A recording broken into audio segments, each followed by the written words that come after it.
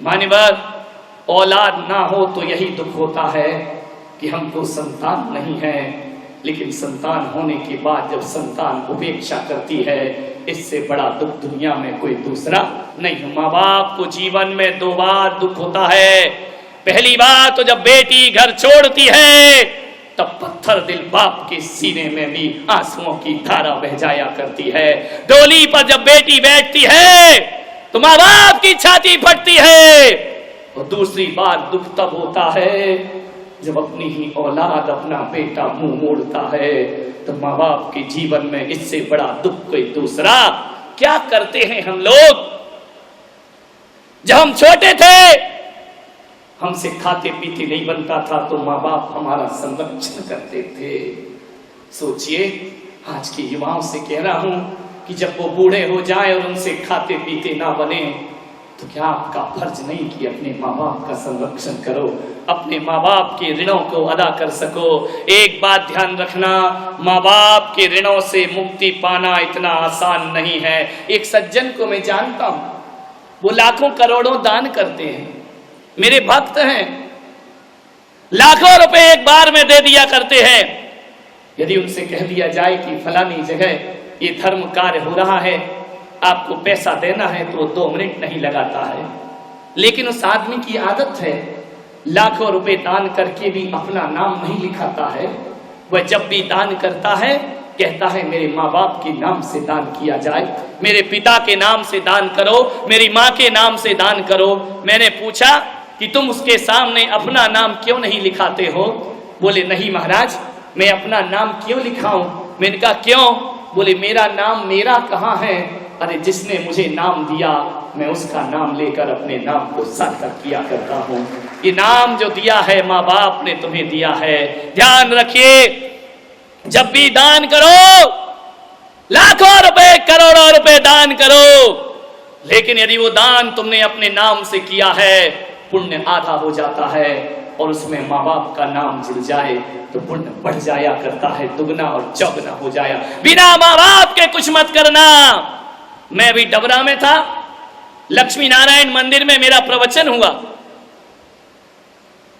नरोत्तम जी शर्मा जो वहां पर मंत्री हैं, वह मुझे लेकर के गए कि मेरे लक्ष्मी नारायण मंदिर में आपका उपदेश होना चाहिए। मैं गया और जाकर के मैंने जैसे उस मंदिर को देखा, मैंने उसके पीठ पर हाथ रखा।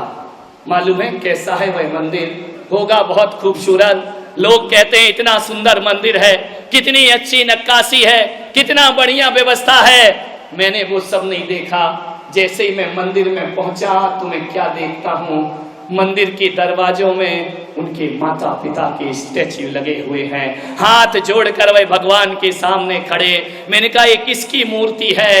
मालूम है वो शख्स क्या बोलते हैं कि अंदर जो भगवान बैठा है वो दुनिया के लक्ष्मी नारायण है, बाहर जो खड़े हैं ये मेरे लक्ष्मी नारायण हैं। इन्होंने मुझे बनाया है, इसलिए मंदिर बनाने से पहले मैंने माँ बाप की मूर्तियों का निर्माण।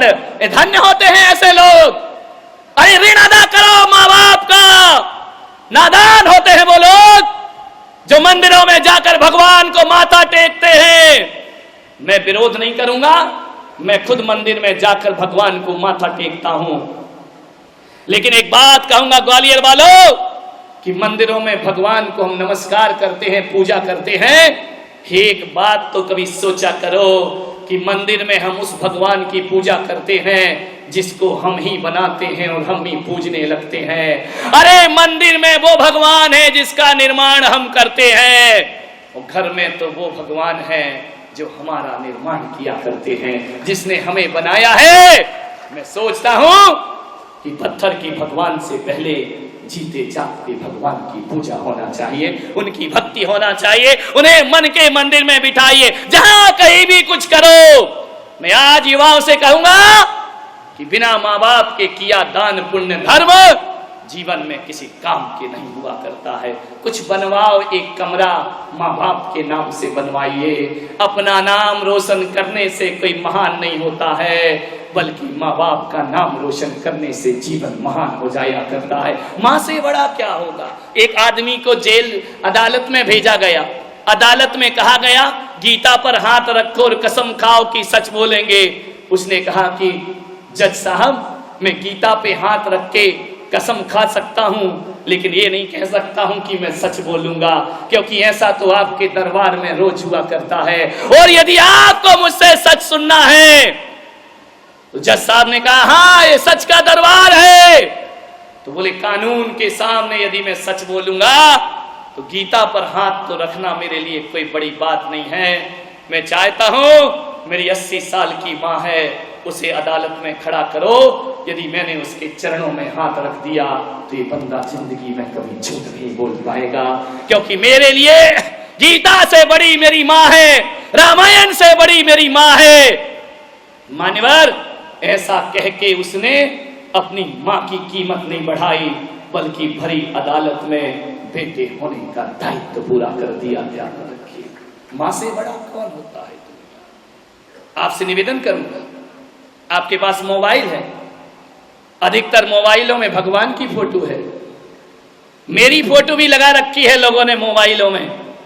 मैं आपसे कहता हूं चाहे मोबाइल हो या पर्स हो, किसी और की तस्वीर हो या ना हो, अपने माँ बाप की तस्वीर अपने पर्स में जरूर रखा करो, अपने माँ बाप की तस्वीर अपने मोबाइल में जरूर लगाओ, अपने माँ बाप की तस्वीर अपने लैपटॉप में लगा करके रखो, और जब जब वह तस्वीर देखो तो देख करके ये सोचना कि वो तस्वीर है जिसने मेरी तकदीर बनाई है। इस तस्वीर को मैं रोज सुबह उठ करके प्रणाम किया करता हूँ। आज डॉक्टर, इंजीनियर, IAS अफसर, IPS अफसर आप जो भी बनते हैं, ये मत सोचो कि आप अपनी काबिलियत से बने हैं, इसे बनाने में माँ बाप का भी बहुत गहरा हाथ हुआ करता है। उन्होंने अपने अरमानों का गला घोंटा है, उन्होंने अपनी आवश्यकताओं को कटौती की है, उन्होंने तुम्हारे लिए पैसा इकट्ठा किया है, तब जाकर के जिंदगी के इस ओहदे पर तुम पहुंचे।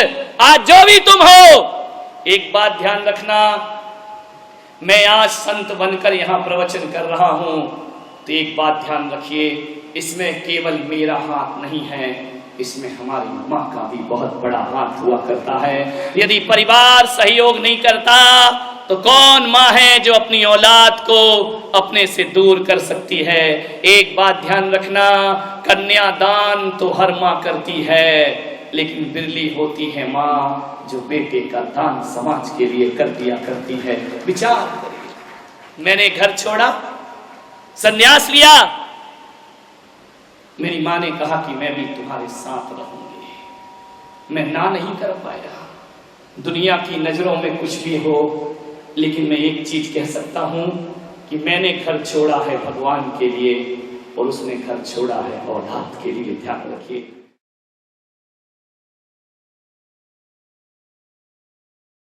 ऐसी भी औलाद इस दुनिया में पैदा हो चुकी है मान्यवर, जो अपने माँ बाप को नहीं बल्कि उनकी दौलत से प्यार किया करते हैं। ऐसी भी औलाद है जो माँ बाप की कीमत नहीं करते हैं।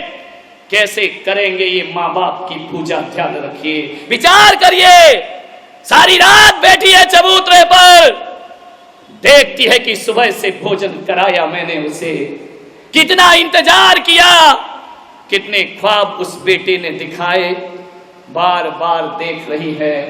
और कहते हैं उस रात अपने ही घर के चबूतरे में वह गुजारा करती है, रात वहीं सोती है। और ऐसी भी एक कहानी कहती है कि वह माँ विगत 6 महीने से उसी चबूतरे पर रात गुजार रही है। मकान मालिक ने कहा कि माँ तू छोड़ना, अब क्यों आती है इस घर में, इस घर को मैंने ले लिया है। वह माँ कहती है अरे तेरी व्यवस्था हम कहीं और करा देते हैं। उसने कहा नहीं, मैं मरूंगी जीऊंगी इसी चबूतरे पर, क्योंकि मुझे विश्वास है कि एक दिन मेरा बेटा लौट कर जरूर वापिस आएगा।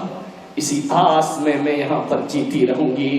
बस मुझे कुछ नहीं चाहिए, इसी चबूतरे पर सोने दो, इसी चबूतरे पर रहने दो। कहते हैं उस मकान मालिक ने उस माँ की बाहों को थामा और कहा कि माँ तू चबूतरे में नहीं रहेगी, इतने सारे कमरे यहाँ हैं, एक कमरा में तेरे नाम करता हूँ।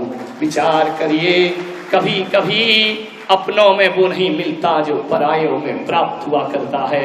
अपनी ही औलाद वो सुख नहीं दे पाती। जैसे ही उस मकान मालिक ने उसे पकड़ा, उसकी बाहों को अपने हाथों में लिया, उसे ऐसा लगा इतनी जोर से उस बूढ़ी मां ने उसके हाथ पकड़े कि जिसे चलना सिखाया वो छोड़ के चला गया। ऐसा पहली बार लगा कि परायों के भीतर भी कोई ना कोई दिल तो हुआ करता है, धड़कता हुआ। उसने कहा कि मां, एक कमरा ही नहीं, पूरा घर तेरा है। तेरा बेटा धोखा दे गया तो दे गया, अभी इस हिंदुस्तान से श्रवण कुमार मरे नहीं हैं, वो आज भी जीवित हुआ करते हैं। किस कृष्ण की पूजा करते हो, किस राम की पूजा करते हो, किस महावीर की आराधना करते हो? अरे कृष्ण को पूजने वालों, एक बात ध्यान रखना, कृष्ण तो ऐसी महान आत्मा नारायण इस धरती पर हुए जिन्होंने एक मां को नहीं बल्कि 2 मां को पूरे जीवन का संन्यास सम्मान सौंप दिया करते हैं। जगत में सिरमौर बना दिया। उन्होंने दुनिया से कहा कि जन्म देने वाली ही मां मां नहीं होती है, कोई पालने वाली यशोदा भी जगत जननी कहलाया करती है। ध्यान रखें क्या करते हैं हम अपने घरों में। मान्यवर, कैसा हमारा घरों के वातावरण बन रहे हैं। मुझे बहुत पीड़ा होती है जब कोई बूढ़े माँ बाप मेरे सामने आंसू बहाते आते हैं। वह कहते हैं कि हमारी औलाद हमें पूछती नहीं है,